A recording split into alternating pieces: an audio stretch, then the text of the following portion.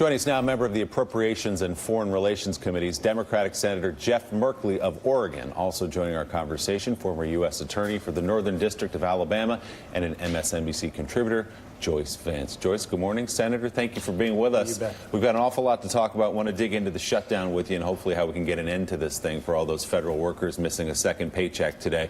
But got to ask you first about the breaking news of the arrest and indictment of Roger Stone. What's your reaction?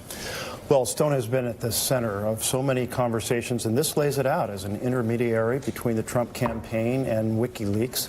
And the fact that they've laid it out with 7 counts, it's a pretty powerful statement.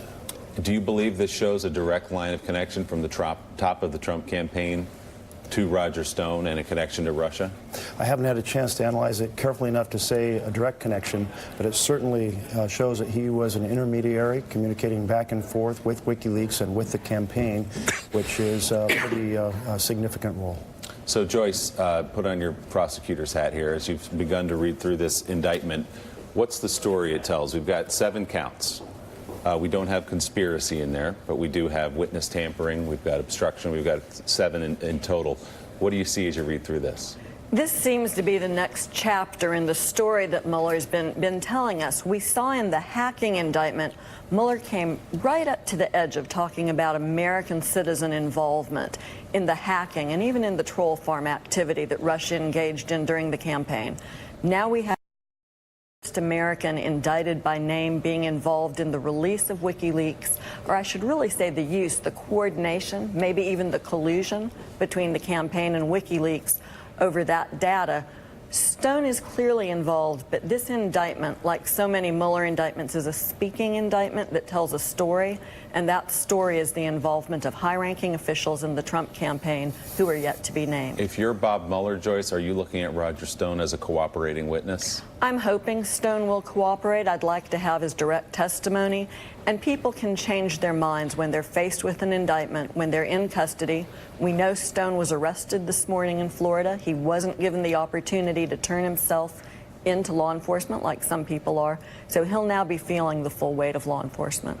Okay, Senator, let's get to the shutdown now, because yesterday we had 2 votes. We had one on the Republican bill that gave President Trump his $5.7 billion for the wall. That didn't clear the 60-vote threshold. The Democratic bill, which opened the government for a temporary period to get these people paid, at least these federal workers paid in the short term, that didn't cross the threshold either.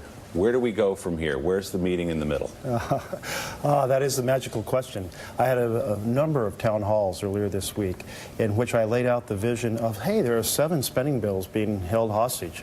Why not release 6 of them and do a continuing resolution on the 7th? And I found in these conservative parts of my home state, that sounded pretty appealing to people, pretty reasonable. And but that vision, which the House has laid out, certainly hasn't resonated for the Senate Republicans, even though those bills were ones they passed overwhelmingly under Republican leadership. So now we're looking for that magical bridge here. But the wall itself, this 30-foot construction that many on the border guard say is not effective as a deterrent, it's not cost effective, it's a 4th-century strategy for a 20th century challenge, that is become a racist symbol. So it has really hardened the positions about the 30-foot structure. So you completely agree with Speaker Pelosi, who says it's immoral and there will not be any part of any shape of a wall in any agreement? I do agree that it has become a symbol of an approach and attitude towards those fleeing persecution around the world and arriving on our border. It's now a symbol of child separation, a system of child prisons across this country that in December had 15,000 children under the Trump organization, family internment camps that the president has been seeking to expand, and just a very callous attitude towards those who arrive here in our country, a country where all of us are immigrants. Speaking of callous, the 800,000 people out of work, you had a very interesting suggestion for Commerce Secretary Wilbur Ross, let them eat cake appearance last night, that these 800,000 people just go get loans or do whatever they need to do.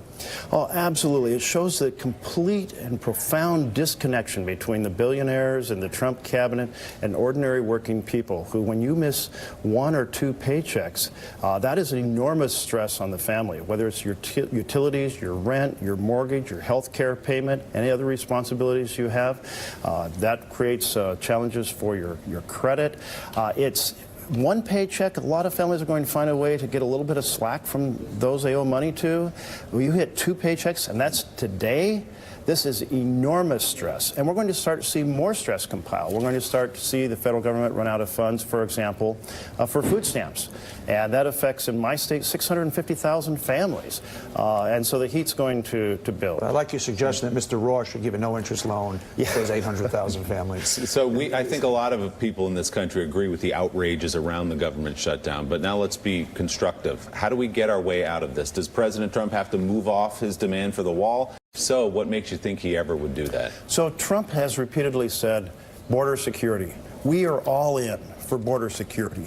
The most effective things, when you talk to the border guards, they say, we need more sensors to know when people are approaching the border, and we need more personnel to respond.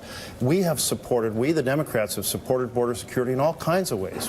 We've voted for some $40 billion in the 2013 bill. We sent $1.5 billion for border security last year, funds that are now allocated but haven't yet fully been spent. So we are, border security, yes. If the president wants border security, we are there, but let's do it in a smart way appropriate to the challenge. You're willing to wait him out for as long as that takes? Could be weeks, Well, months, I think who the knows? real question is the Senate Republicans. Mitch McConnell has been hiding from the world, not taking responsibility for the Article I branch of government. Congress is supposed to set policy, and therefore it should be on the Senate floor offering amendments, considering different approaches. And when we're there on those votes, lots of conversations are taking place in the hallways and in the back rooms between members of each party saying, how do we find our way out of this? Yeah, that Washington Post report this morning showing some cracks in the Senate Republicans fighting with each other at a lunch with Vice President Pence. They're very uncomfortable. They're voting against stuff that they voted for overwhelmingly. And their common sense says, border security, that's the answer. That's what the nation needs. We've got a bipartisan approach to it. The problem is the president, and the problem is Senate Republicans feeling trapped by their base. They're worried about their primary elections in the future. Let's hope for the benefit of all those workers this can be resolved very quickly. Yes, Senator absolutely. Jeff Merkley of Oregon, thanks for being here this morning. You're We welcome. appreciate it. Good to be with you.